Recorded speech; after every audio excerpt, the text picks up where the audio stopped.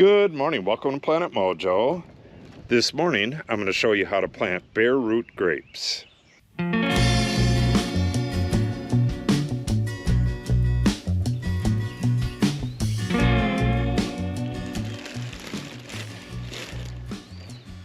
If you're wondering, this whole bundle right here is roots.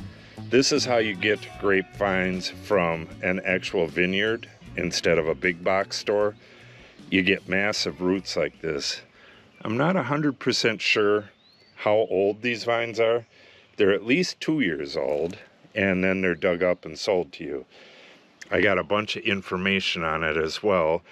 I will tell you more about this, and we'll get this planted in a little while. But what I have to do is I have to go dig out 2 dead grapevines, and I really need to let the soil, I need to dig a hole and let that soil dry out a bit.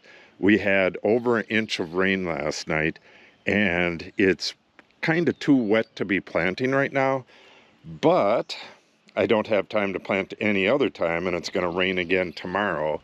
And these aren't looking all that hot, so I got to get these in the ground. So first thing we're going to do is dig out the old vines, dig a hole, and let that soil dry, and then I'll come back in maybe 3 or 4 hours and we'll get the vines in the ground. I just got this watered a bit. I'm going to get this back out of the sun and we'll go dig that hole. Okay, this is where they're going. I have a couple wine grapes that died. This one died this year. This one died the year before. And what I've decided to do is just leave these in place so I don't have to mess with the roots. And I'll dig my hole right next to it. And then if I want, I can just move the vine over to the guide stake. Easy enough to do, and then I don't have to mess with all the roots from these. I'll cut these off the wire while I'm at it. And by wire, I mean conduit. I'll talk about that a little bit more later too. For now, let's get a hole dug and let this soil dry out just a bit.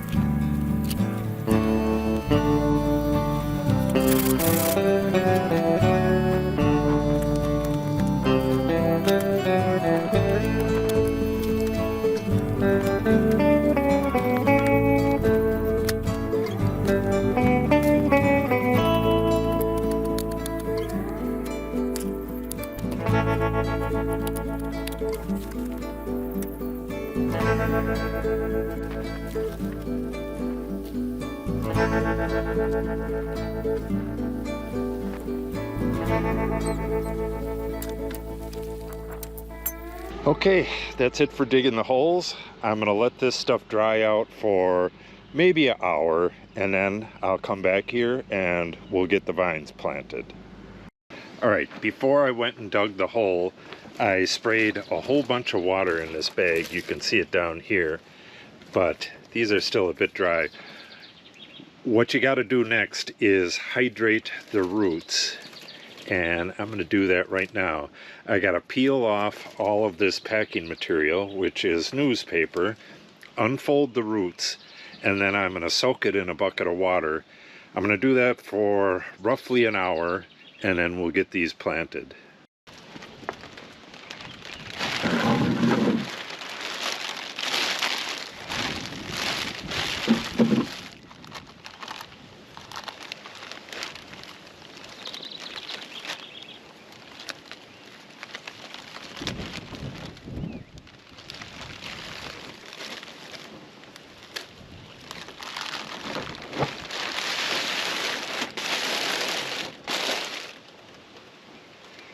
Okay, about 3 feet of roots.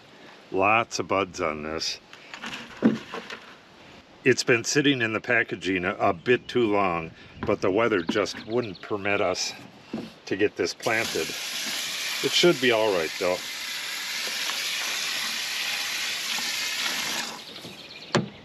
All right, I am gonna add just a touch of fertilized water.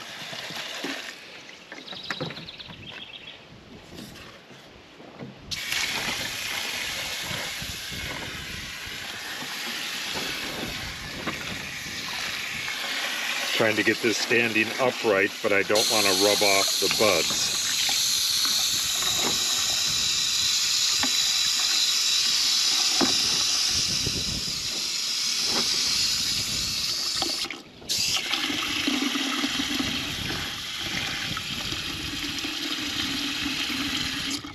Okay, I filled the bucket all the way up to the crown there, and like I said, I'm going to let this sit for about an hour, and then we'll get this stuff planted.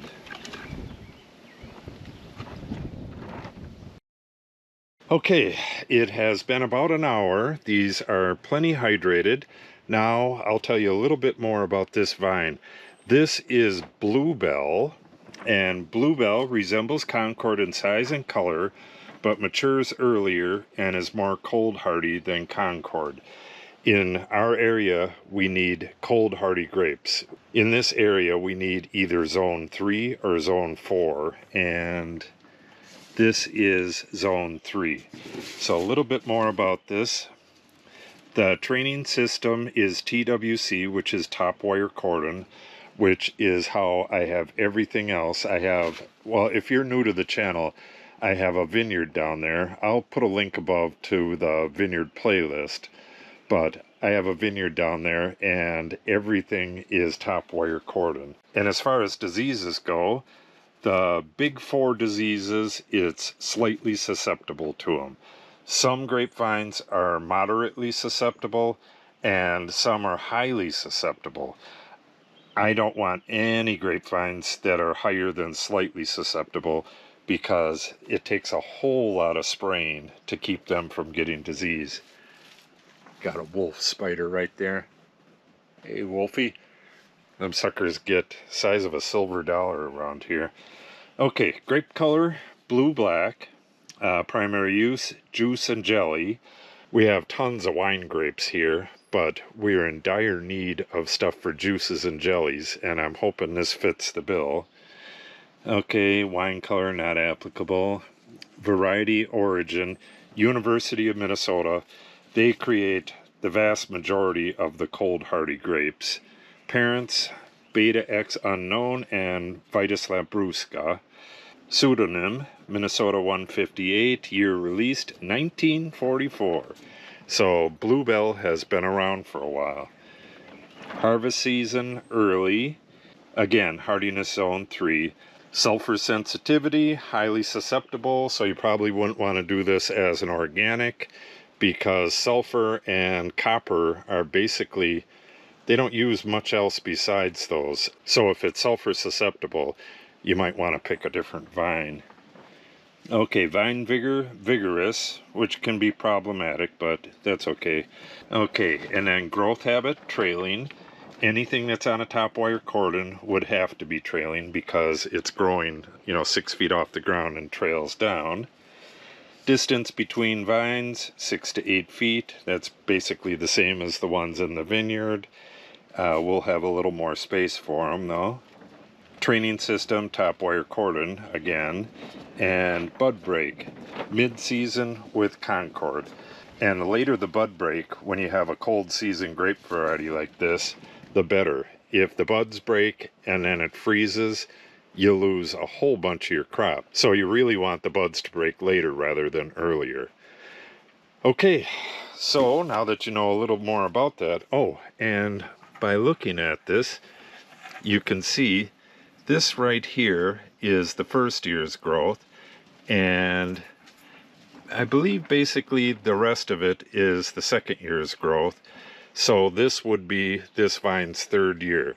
and I got these from AA Vineyards. That's where you get real vines, not that stuff from a big box store.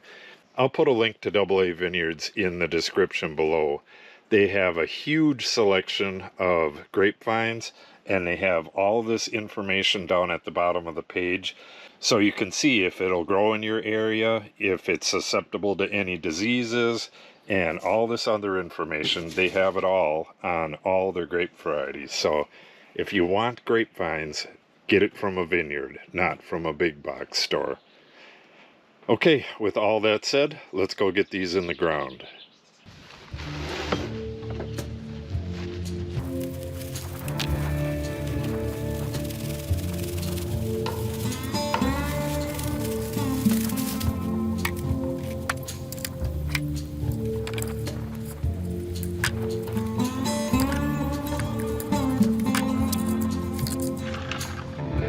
That is a massive vine. All right, let's get this in the ground.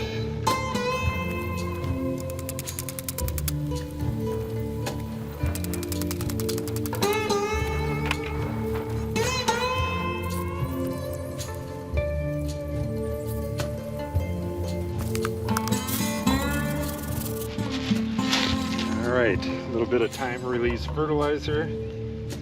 I want to break up this soil.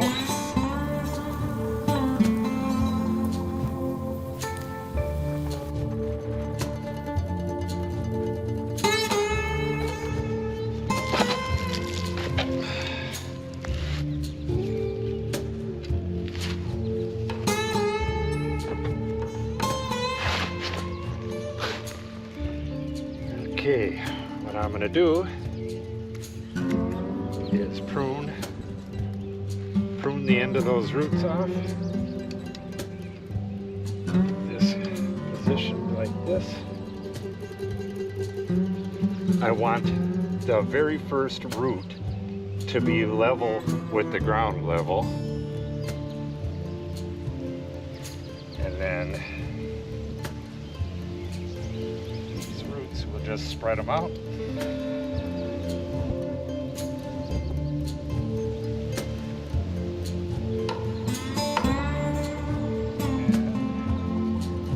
That's about the right height right there.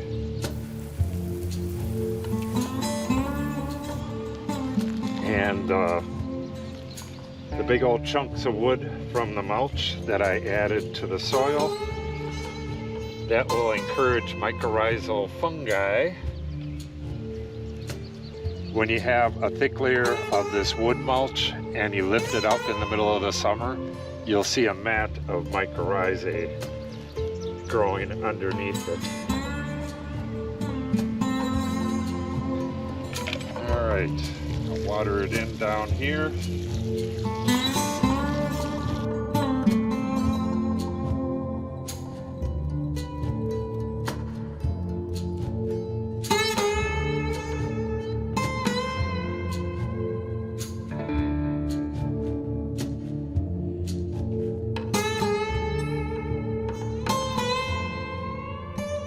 Okay, I'll explain some of this stuff now.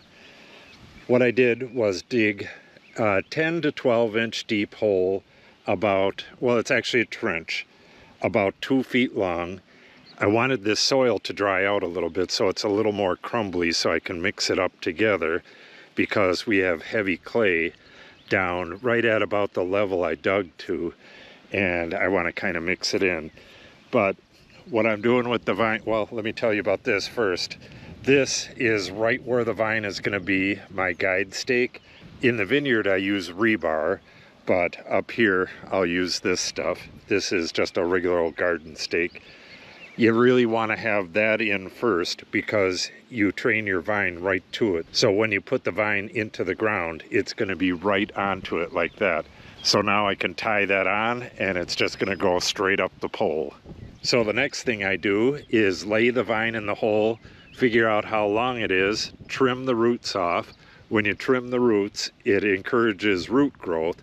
So it's going to start growing roots right away into the soil that way. And then the rest of the roots down here are going to send roots everywhere. So you don't really have to worry about root positioning. Just get them all down in the bottom of the hole, get them cut off, and then once you get them covered, get them nice and hydrated, water them good down there. And then as I'm filling the hole, I add in a bunch of this wood mulch, and that'll encourage the fungi to grow along with the roots and nourish the roots and all that stuff. So let's get that other vine in the hole.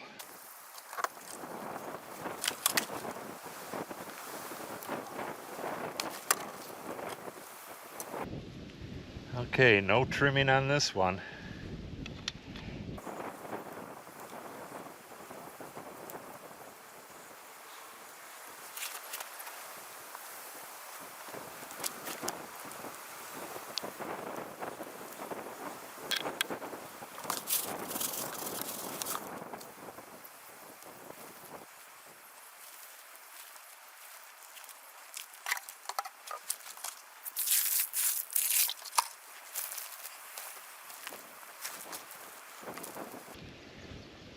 That right there, that is mycorrhizae fungi, this white stuff. We want to encourage that to grow onto the roots. It's going to do that real quick. Within a couple days, you can see all of it on here.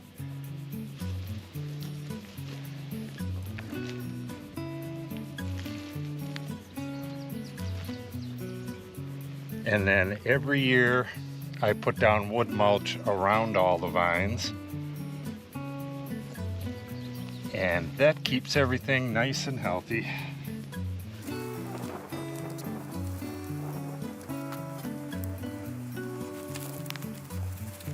The wood chips in the soil is going to soak up a good amount of nitrogen, so I'll be fertilizing these with, they call it lawn fertilizer. It's just high in nitrogen, just for the first year.